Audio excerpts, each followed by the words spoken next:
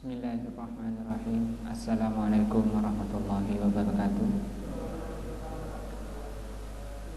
Alhamdulillahi rabbil alamin wa bihi nasta'in ala umrid dunya waddin. Asyhadu an la ilaha illallah wa asyhadu anna Muhammadan abduhu wa rasuluh. Allahumma shalli ala Muhammadin wa ala alihi wa sahbihi ajmain. Wa ba'du. Yang lalu sudah masuk kita di tafsir surat Al-Qari'ah, dan sudah kita bahas makna Al-Qari'ah, dan ini merupakan nama dari nama hari kiamat. Kenapa hari kiamat itu disebut Qari'ah? Karena Qari'ah itu artinya dentuman atau ledakan, bahwa ketika terjadi hari kiamat atau ditiupnya sangkakala pada tiupan pertama, itu mengeluarkan ledakan atau dentuman yang disebut dengan Al-Qari'ah. Kapan terjadinya? Yauma yakunun nasu kal farashil mabthuth. Pada hari manusia seperti al-farash. Kalau kemarin di tafsirnya diartikan burung kecil, kalau diterjemah bahasa Indonesia itu diartikan laron.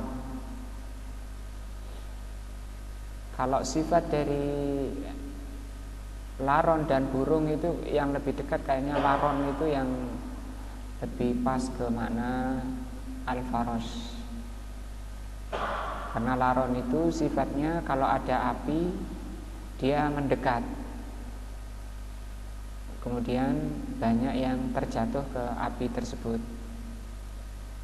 dan itu menjadi sifat manusia. Kata Rasul sallallahu alaihi wasallam, kalian itu seperti laron yang selalu mendekat kepada api atau mendekat kepada sesuatu yang membahayakan kalian, sampai aku pegangi pinggang-pinggang kalian, tapi kalian selalu merusut. Bahasa Jawanya itu merusut, atau selalu lepas dari pegangan Rasul sallallahu alaihi wasallam.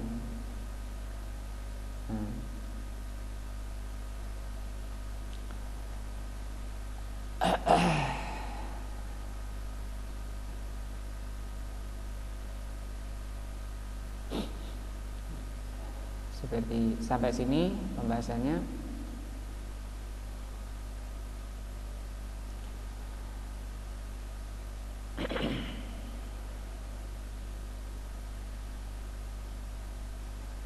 Kal farashi al-mabthus, seperti laron yang berterbangan. Wal farasu huwa hadat tuyur as-saghiratu, yaitu burung-burung kecil, tuyur atau sesuatu yang berterbangan tapi kecil, yang kalau kita paskan dengan makna laron. Allati tatazahama inda wujudin nar, yang tatazahama itu berdesakan ketika ada api. Fil laili, di malam hari. Wahia dha'ifatun, sementara laron itu sangat lemah. Watakadu tamsi biduni hadin, dia terbang tanpa arah, tidak tahu mau kemana, mau berterbangan, berusaha untuk mendekati api. Nah, penyebutan laron di sini, dan kita semua sudah mengenali laron itu bagaimana kalau ada api, itu sebenarnya pelajaran yang tinggi tentang watak dan sifat manusia yang sukanya atau senangnya kebanyakannya itu mendekati sesuatu yang membahayakan dirinya, sesuatu yang membinasakan dirinya, sehingga sedikit yang selamat. Sebagaimana sudah kita bahas di surat Al-Humazah, surat At-Takatsur ya, yang lalu. Wa tatarakama wa rubbama latishaha taqa'u finnar. Berdesakan, berterbangan, sehingga kebanyakannya jatuh di api. Wahia la tadri, dalam keadaan dia tidak tahu, tidak sadar bahwa dia sudah berada di api. Begitu kebanyakan manusia, tanpa menyadari bahwa apa yang dia lakukan itu suatu yang membahayakan dirinya. Fahum yasbihunal firas, maka manusia itu disamakan dengan laron. Fi dha'fihi, tentang kelemahannya.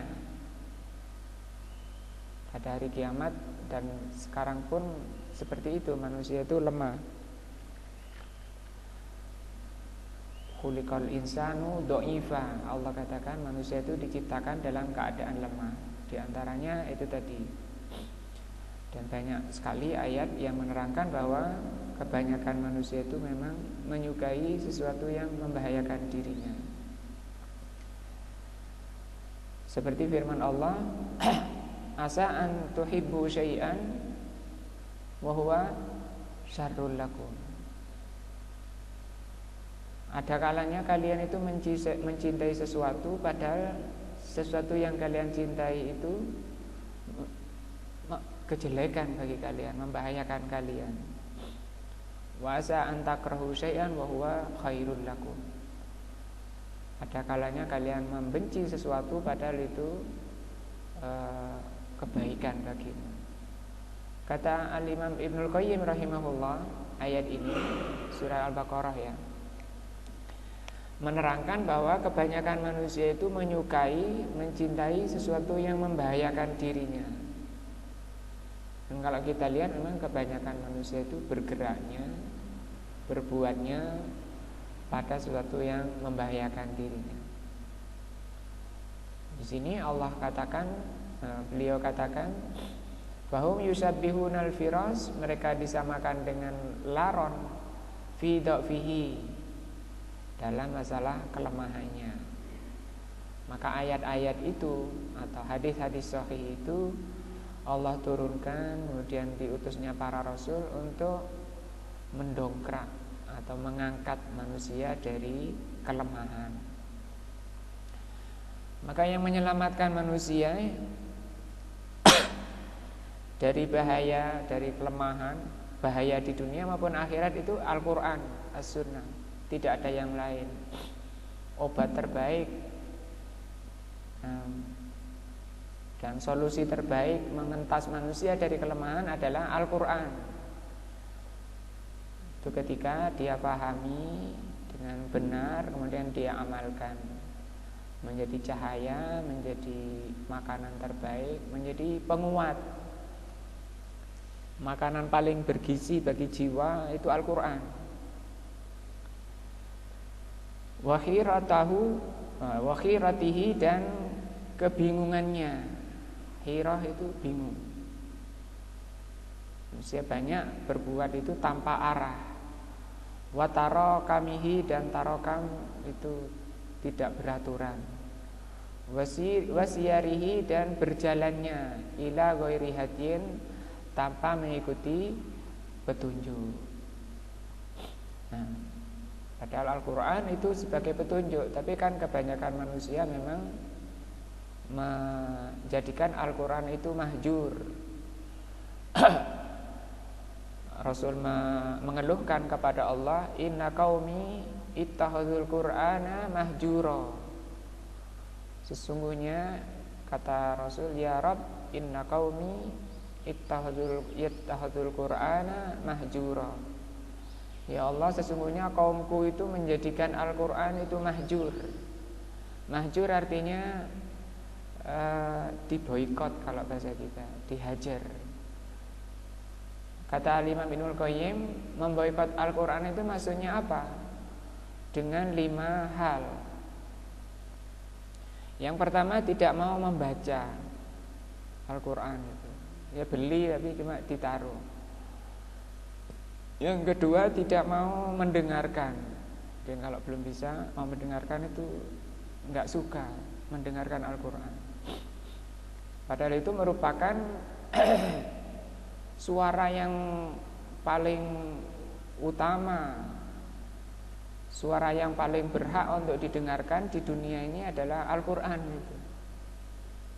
Kata Imam Ibnul Qayyim, tidak akan terkumpul di hati seseorang dua kesenangan, yaitu senang mendengarkan Al-Quran dan musik.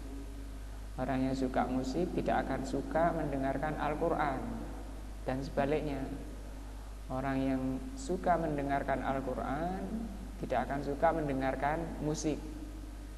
Tidak akan berkumpul pada keduanya. Apalagi kemudian dia mengerti maknanya dari Al-Quran, dia akan lebih asyik lagi mendengarkan ayat-ayat Allah.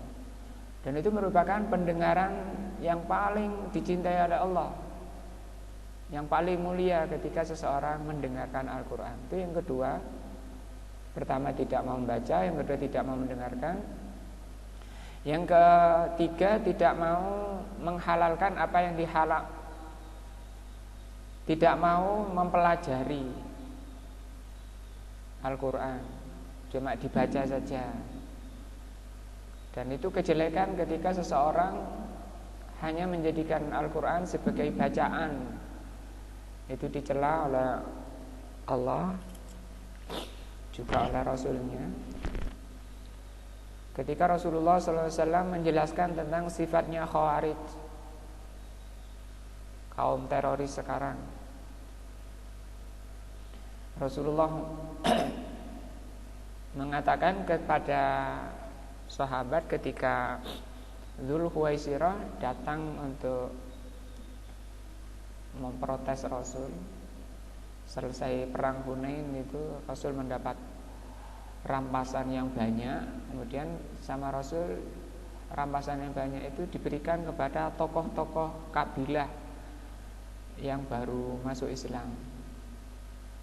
Tujuan Rasul untuk menguatkan hatinya, diberi lebih banyak. Sementara sahabat-sahabat yang sudah kuat imannya, Muhajirin dan Ansar, itu tidak diberi. Maka ada orang yang bernama Dzul Khuwaisirah mengatakan Muhammad itu tidak adil, tidak bertakwa. Maka Dzul Khuwaisirah mendatangi Nabi mengatakan, ya Muhammadu i'dil atau ittaqillah, wahai Muhammad, bertakwalah kepada Allah. I'dil, berbuat adillah. Innaka la ta'dil, engkau itu tidak adil. Maka Rasul mengatakan, waihak, celaka kamu, siapa yang bisa adil kalau Rasul Allah tidak adil? Berdirilah Umar, atau di riwayat lain Khalid bin Walid, izinkan kami untuk menggal kepala orang ini. Kata Rasul, jangan, nanti orang mengatakan Muhammad membunuh sahabatnya. Saya ruju min di ihada, katanya, akan keluar dari tulang punggungnya orang ini kaumun, suatu kaum, yaqra'una al-Qur'an, dia membaca Al-Qur'an, la yujawizu hanajirahum, tapi bacaannya itu tidak mencapai atau tidak melampaui kerongkongannya, tidak sampai ke hatinya. Di antara fahamnya, tafsirnya, tafsir daripada tidak melewati kerongkongannya itu, satu, tidak faham maknanya yang dibaca, cuma sekedar baca saja.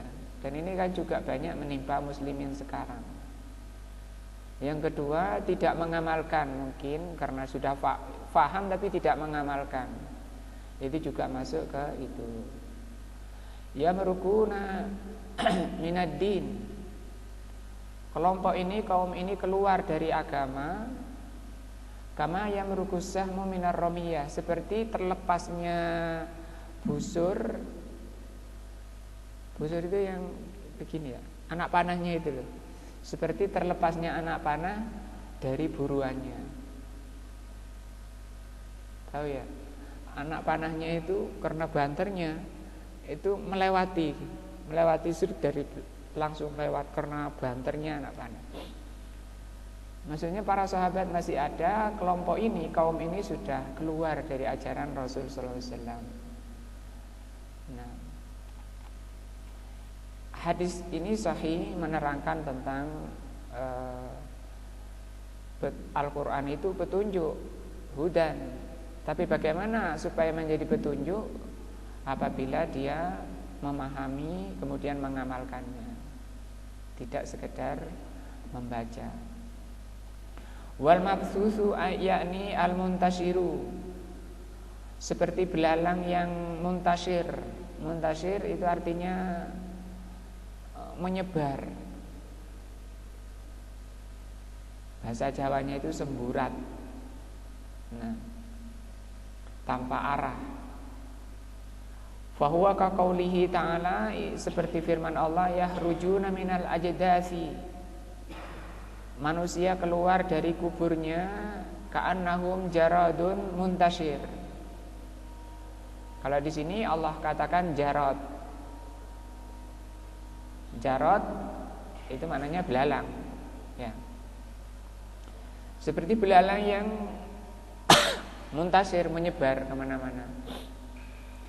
Lau tasawwarta hadzal mashhad, kalau kamu bisa membayangkan kejadian ini, yaitu kejadian ditiupnya sangkakala, kemudian manusia keluar dari kuburnya, yahrujun nasu min kuburihim, yaitu keluarnya manusia dari kuburan mereka, ala hadzal wajhi, dengan keadaan seperti itu. La tasawwarta amron aziman, pasti kamu akan mempunyai bayangan bahwa itu kejadian yang sangat dahsyat. Atau kamu akan meyakini, akan mengimani bahwa itu kejadian yang sangat dahsyat. Dan ini maksud dari ayat ini, surat ini, bahwa agar pada diri kita ini tertanam keimanan, keyakinan bahwa nanti terjadinya sangat dahsyat. Karena keyakinan itu yang nanti akan mendorong orang untuk mempersiapkan diri menghadapinya. Ya kan? Itu yang dimaksud, tujuannya seperti itu. Bukan hanya bayangan saja tanpa aplikasi, tanpa persiapan. Amron aziman, kejadian yang sangat dahsyat, la nadhira lahu, yang tidak ada bandingnya. Haula'il alam, mereka orang alam, min Adam, mulai dari Adam, ila antaqumas saati, sampai terjadinya kiamat, seluruh manusia. Nah, kulluhum, semuanya, yahrujuna, mereka bangkit keluar, huruju rajulin wahidin,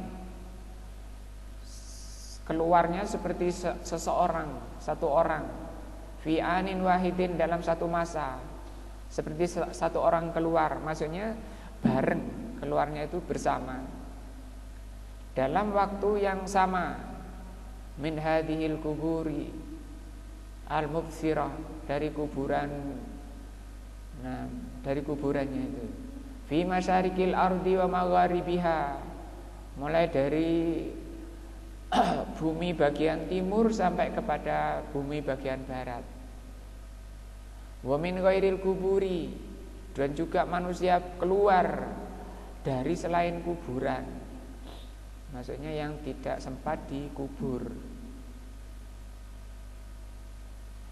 Kalladzi ulqiya fi lujjatil bahar, seperti orang-orang yang dilempar di tengah laut. Nah, nanti akan bangkit juga. Wa akalathul hitan, atau orang-orang yang dimakan ikan-ikan. Au fi falawatil ard, atau orang-orang yang meninggal mati di padang pasir. Wa akalathus siba, orang yang tersesat di padang pasir kemudian dimakan binatang buas. Au ma asbaha dzalika, atau yang semisal itu tidak sempat dikubur, misalnya kebakaran ya. Kebakaran hancur, tidak ada, debunya sudah bawa angin. Nah, seperti itu akan dibangkitkan dalam satu waktu bersamaan. Kulluhum sayahrujuna marratan wahidatan, semua akan keluar, akan bangkit dari kuburnya atau selain kuburnya dalam satu waktu. Yasuluna wa yajuluna fi hadhil ard, muncul di muka bumi ini, nampak di muka bumi ini, dan hanya manusia, tidak ada tumbuhan, tidak ada bangunan. Jadi permukaan bumi itu hanya berisi manusia saja. Amal jibalu, adapun gunung-gunung ketika ditiupnya sangkakala itu, wahiyatil kal jibalu, yakni gunung-gunung tilkal jibalul azima, yaitu gunung-gunung yang besar, ar-rasiyatus salaba, yang merupakan paku yang kuat. Fatakunu, maka gunung-gunung yang kuat itu, kata Allah, kal ihnil manfus, seperti bulu yang berterbangan. Nah, al-ihnu as-saufu. Nah, ihn itu as-suf, suf kalau kita mengartikan suf, mungkin kita artikan bulu ya. Wakila al-cotton, ada juga yang menafsirkan ihan itu cotton, kapas. Ya, seperti itu, seperti bulu dan kapas, tidak jauh sifatnya. Al-manfus di situ al-mukthir, ai anna hadhil jibala, bahwa gunung-gunung ini ba'da angkanat salabatu, setelah dia kokoh, qawiyatun dan sangat kuat, rasihatun dan sangat dalam, takunu mithlul ahdi asuf, nanti ketika ditiupnya sangkakala, karena dahsyatnya tiupan itu seperti bulu atau seperti kapas, atau seperti cotton di sini, kapas yang terbang. Sawaun nafas tahu biyadika, apakah kamu tiup di tanganmu, misalnya kapasnya taruh di tangan kemudian kamu tiup. Nah, au bil mindafi, atau pakai peniup itu, alat peniup kapas. Fa innahu yakunu, maka gunung yang sangat berat itu khafifan, gunungnya itu menjadi ringan. Nah, ringan disebabkan karena tadi dahsyatnya tiupan yang sekarang ada di mulutnya siapa? Malaikat Israfil, dan sudah siap tinggal nunggu perintah. Ya tatayaru ma'adna rihin, namanya bulu atau kapas itu akan bergerak atau terbang dengan angin yang paling ringan. Nah, di hadis lain, hati manusia itu juga seperti itu. Hati manusia itu seperti bulu atau seperti kapas. Artinya orang itu gampang sekali berubah, gampang sekali dipengaruhi, berubah-ubah. Karena sifat hati manusia itu seperti itu, maka Rasul mengajarkan agar hati-hati kita itu jangan seperti ini, seperti kapas atau seperti bulu. Dengan berdoa bagaimana? Ya muqallibal qulub, tsabbit qalbi ala dinik. Ya Allah yang membolak-balikkan hati, sabit itu maksudnya kokohkan. Jangan boleh banyak bergerak. Atau ya musarrifal qulub, sarrif qalbi ala ta'atika, yang menguasai hati, arahkan hatiku kepada ketaatan kepadamu. Itu juga sama semakna. Wa qad qala Allah Ta'ala fi ayatin ukhra, Allah mengatakan di ayat lain, annal jibala, bahwa gunung-gunung itu takunu habaan munbassa, seperti debu yang terbang. Kalau tadi di atas kal ihni, seperti apa? Kapas. Di ayat lain Allah katakan seperti apa? Debu. Ini di surat Al-Waqiah Allah katakan wa bussatil jibalu bassa, ketika gunung-gunung itu dihancurkan. Fakanat, maka gunung itu habaan munbassa, menjadi debu yang berterbangan. Nah, padahal isinya batu, ya. Itu karena di sini Allah menerangkan tentang dahsyatnya qari'ah, agar setiap kita berusaha untuk menyelamatkan diri dari qari'ah. Dengan apa? Mempelajari Al-Quran, dipelajari, difahami, kemudian diamalkan. Itu betul-betul kata Rasul, orang itu akan dilindungi dari dahsyatnya itu. Rasul mengatakan nanti pada hari kiamat ada 7 golongan orang yang dilindungi ketika tidak ada perlindungan kecuali perlindungan Allah. Di antaranya orang yang mempelajari Al-Quran dan mengamalkannya. Wa qala jalla wa ala, Allah mengatakan di sini wa takunul jibalu kal ihnil manfus. Ketika itu gunung-gunung menjadi seperti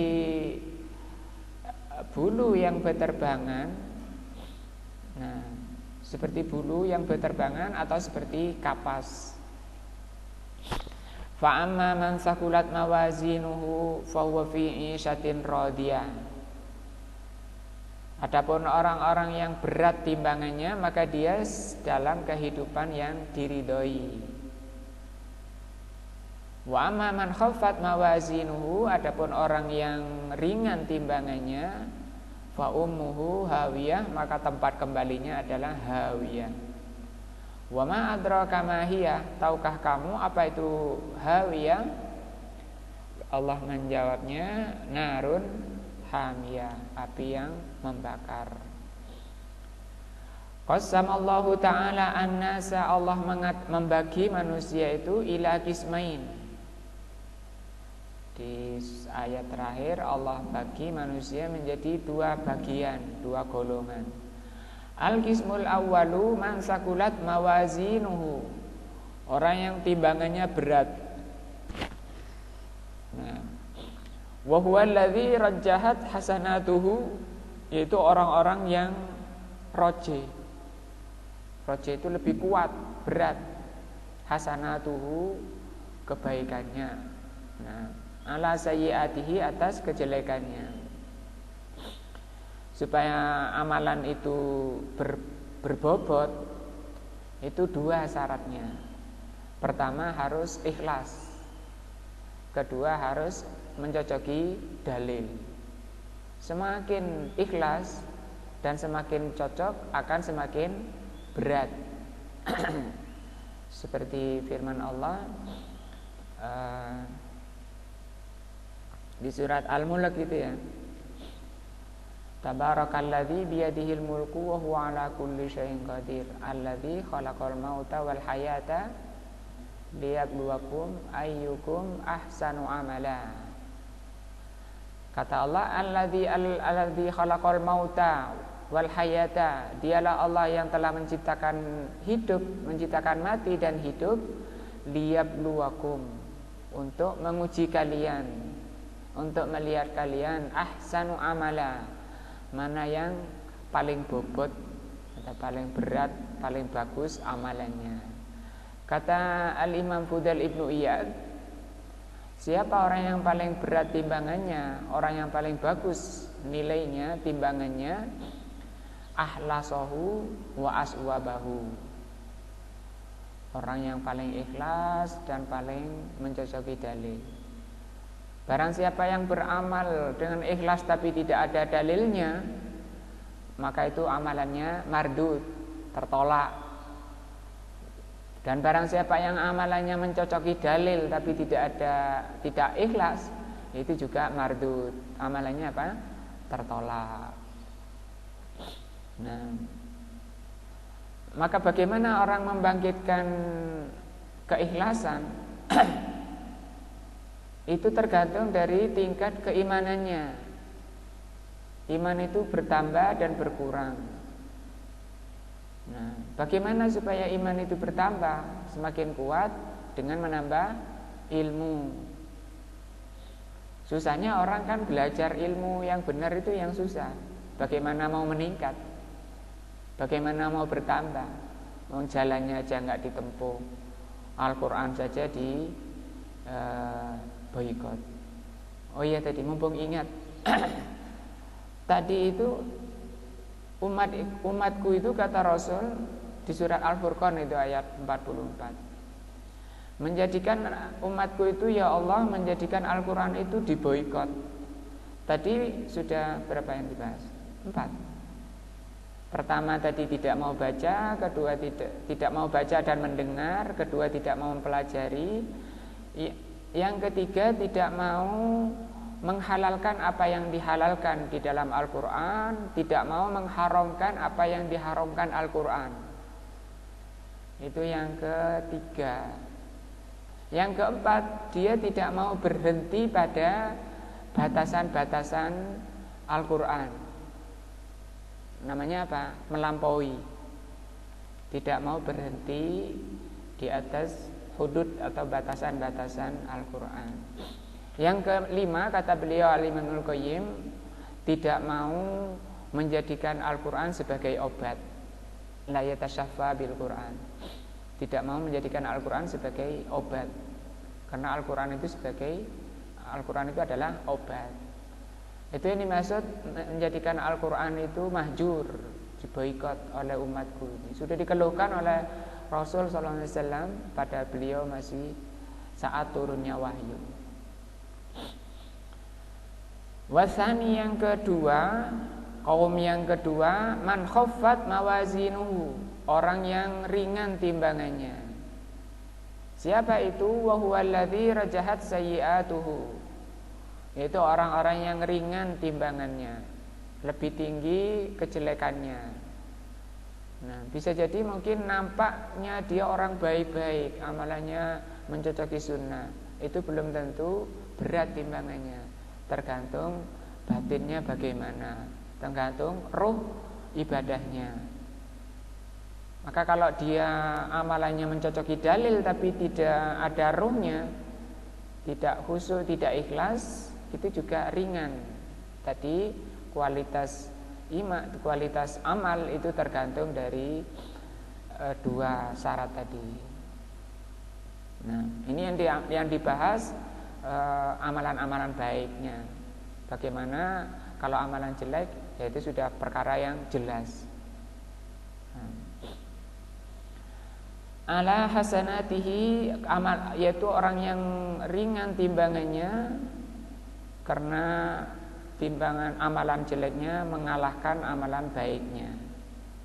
Au alladzi laisa lahu hasanatun, atau orang yang memang tidak mempunyai kebaikan.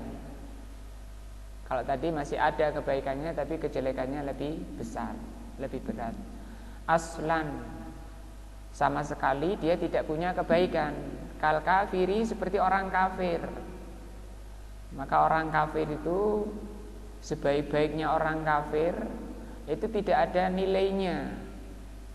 Baik menurut manusia, suka membantu, suka sodako, nah, membantu membangun masjid, membangun pesantren, dan seterusnya misalnya. Tapi itu di sisi Allah tidak ada nilainya sama sekali, busung istilahnya, tidak masuk ke dalam timbangan amal. Kenapa? Karena dia kafir. Beda dengan orang muslim. Sejelek-jeleknya orang muslim, amal baiknya masih ditimbang, masih bisa menyelamatkan dari kekalnya di neraka. Tapi orang kafir, sebaik-baiknya orang kafir, dia tetap kekal di neraka. Karena kebaikannya tidak bernilai. Kok tidak bernilai? Nah, yaqulullahu ta'ala, Allah mengatakan fa amma man sakulat mawazinuhu fa huwa fi 'ishatir radiyah. Adapun orang yang berat timbangannya, maka dia fi 'ishatin radiyah, dalam kehidupan yang diridhoi. Nah, ini tentu di akhirat ya. Karena penimbangan amal itu di akhirat. Al-'ishatu ma'khudatun minal is. Al-'ishah itu diambil dari kata is. Kalau isim fa'ilnya Aisyah ya, Aisyah yang hidup. Wa huwa al-hayatu, yaitu hidup. Yuqalu asya, asya yang hidup. Asya ya'isu. Asar rajulu zamanan tawilan, orang hidup lama. Itu asar rajulu zamanan tawilan. Ayyabqa wa hayya zamanan tawilan, dia lama hidupnya. Wal isa huna ala wazni fi'latin wa hiya hayyi'atun wa laysat masdaran. Di sini maknanya hayyi'ah. Hayyi' itu keadaannya. Al-masdaru dalu alal wahdati. Kalau masdar menunjukkan pada tunggal. Antakula isyah. Wa amma idza qulta isya, isyatun fahiya fi'latun tadullu alal hayyi'ah.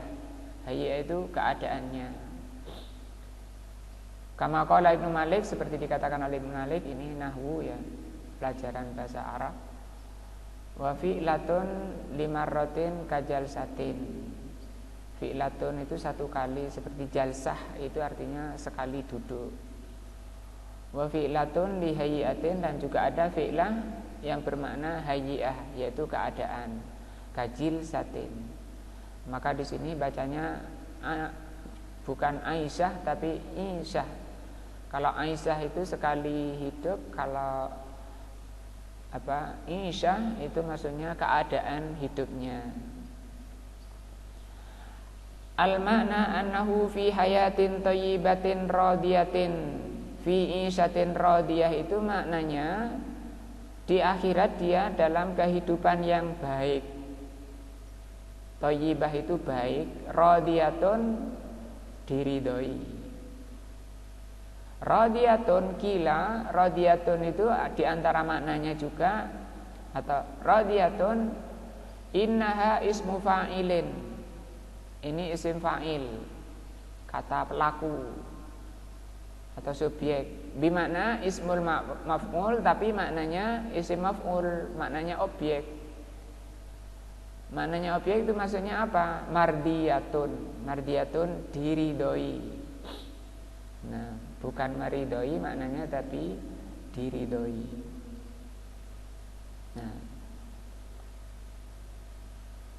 seperti kitabun itu maknanya maf'ul. Kitabun artinya yang ditulis. Al-Quran itu ditulis di mushaf-mushaf.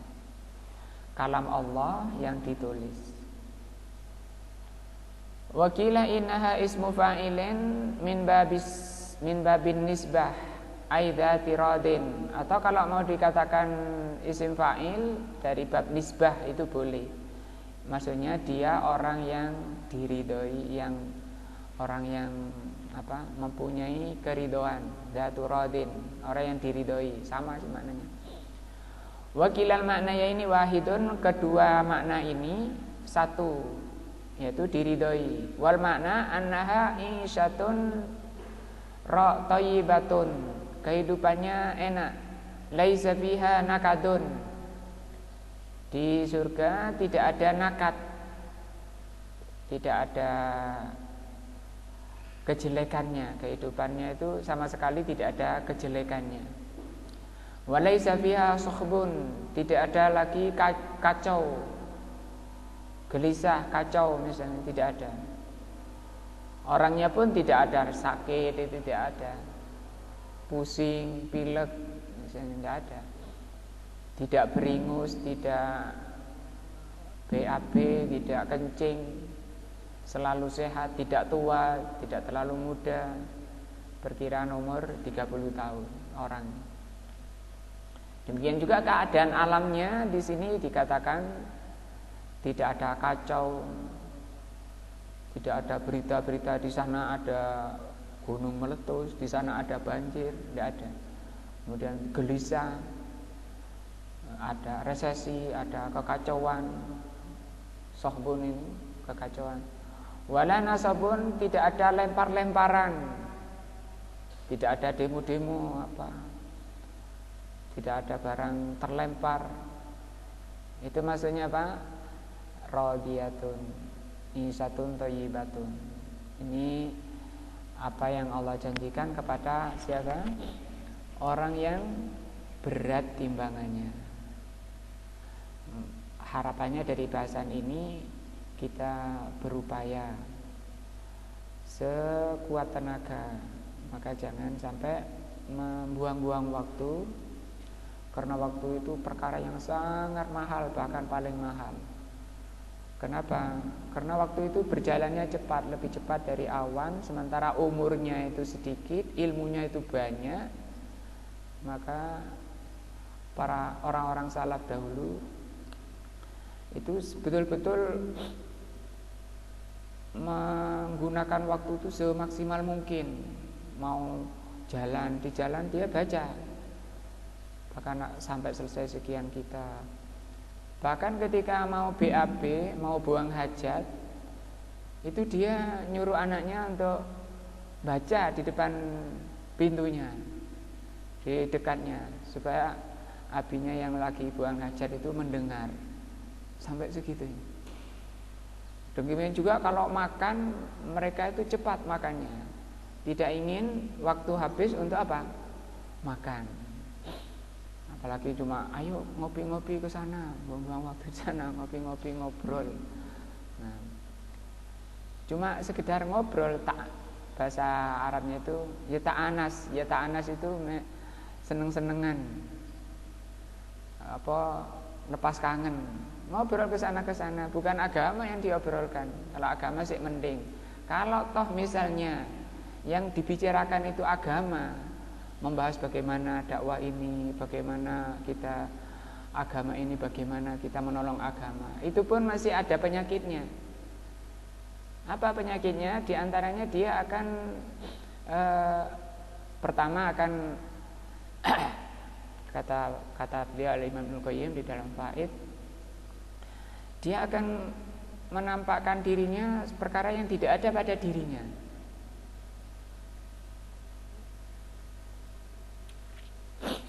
Apa bahasa kita?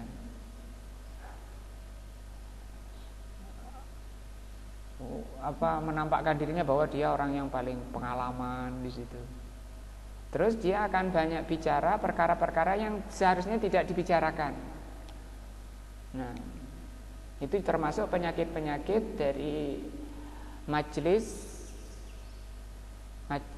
apa tadi?